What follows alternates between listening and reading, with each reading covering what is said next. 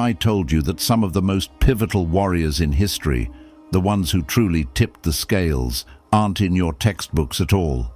They won wars that forged nations, they trained emperors, and they even whispered battle strategies into the ears of kings. Yet, for all their impact, most of us have never even heard their names. From an elite Roman horseman whose tactical genius still echoes in modern warfare, to warrior monks whose shadowy influence toppled entire empires, get ready to meet the unsung soldiers who changed the course of history and were nearly erased from it.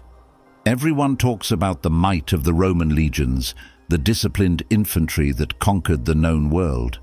But what about the Equites, Rome's elite cavalry? They weren't just warriors, they were the special forces of their day, a devastating combination of tacticians, scouts, and shock troops, all rolled into one lethal package. These were the men who stormed through Hannibal's flanks at the Battle of Zama, turning a potential disaster into one of Rome's greatest victories. They were the ones who crushed rebellions in distant provinces before the news even reached the Senate's ears, acting as the swift, sharp edge of Roman power. Over centuries, their code of honor and martial prowess evolved, laying the groundwork for the powerful knights of medieval Europe. But here's the twist. After centuries of unwavering loyalty, the Equites were quietly dismantled. As Rome's political landscape shifted, they were seen as a threat, politically replaced, and historically forgotten. Their grand monuments were never built. No epic poems were sung of their deeds.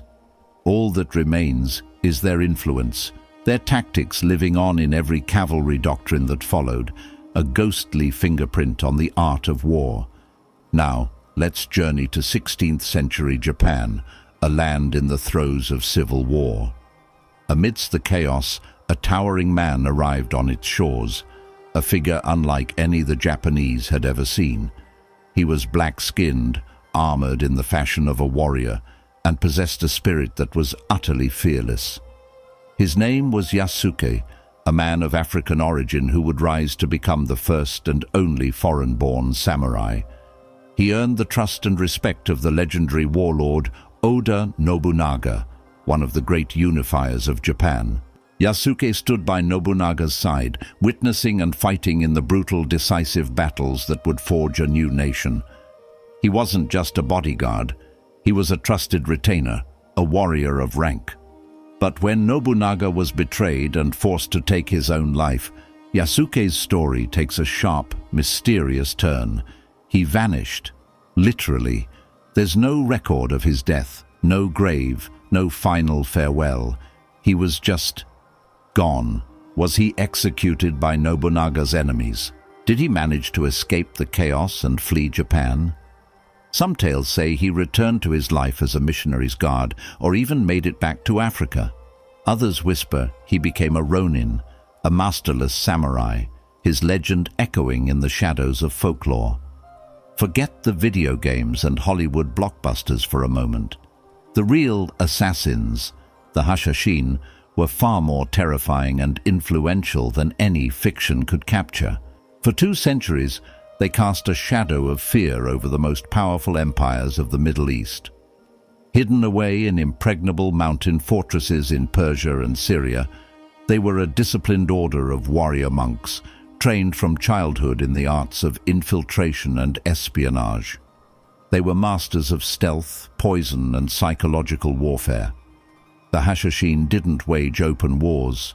They ended them with a single well-placed blade, targeting caliphs, generals, and sultans. Their reputation was so fearsome that even the mighty Saladin fortified his tent against them, and the unstoppable Mongols who swept across Asia were wary of their reach. When the European Crusaders marched on the Holy Land, guess who they tried to ally with to eliminate their rivals? That's right, the Hashashin. They were the ultimate wild card. They finally vanished when the Mongol hordes sacked their last stronghold at Alamut, burning their legendary library and wiping their history from the official record. But their tactics?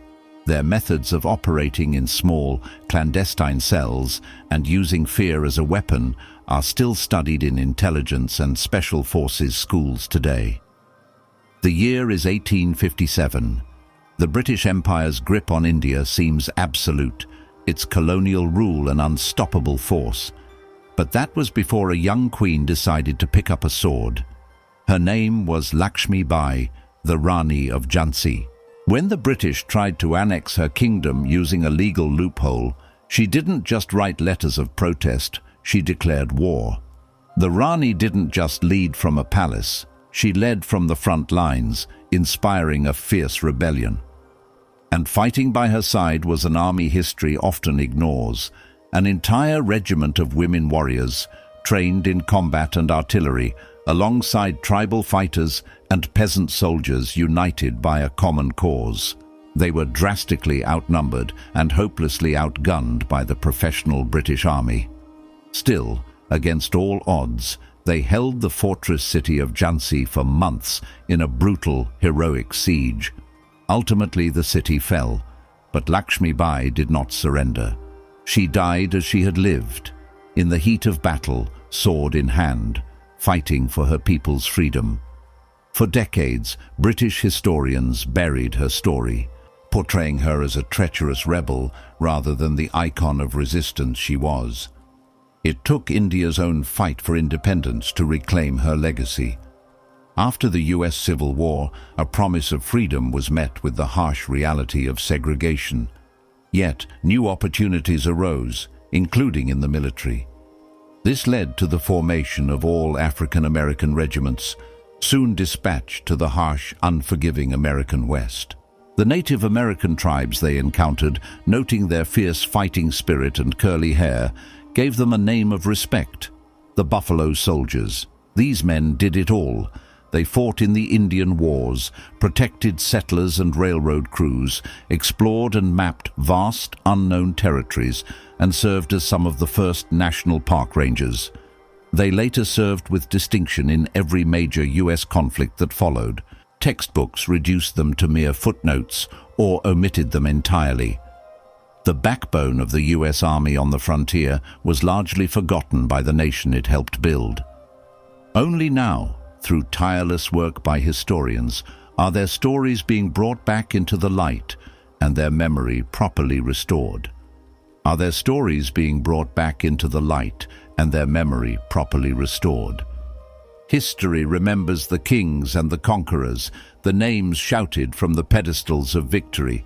But we've seen that behind every great empire, behind every revolution, behind every single turning point that shaped our world, there were warriors fighting in the shadows. The Equites, Yasuke, the Hashashin, Lakshmi Bai's army, the Buffalo Soldiers. They are the forgotten warriors. Their names may be lost to time, their faces faded from memory, but their legacy is everywhere, woven into the very world we live in today. If you found this journey into untold history as mind-blowing as we did, make sure you subscribe and hit that notification bell for more stories that the textbooks left out. And tell us in the comments below, which forgotten warrior do you think deserves their own epic movie? Thanks for watching, and we'll see you in the next one.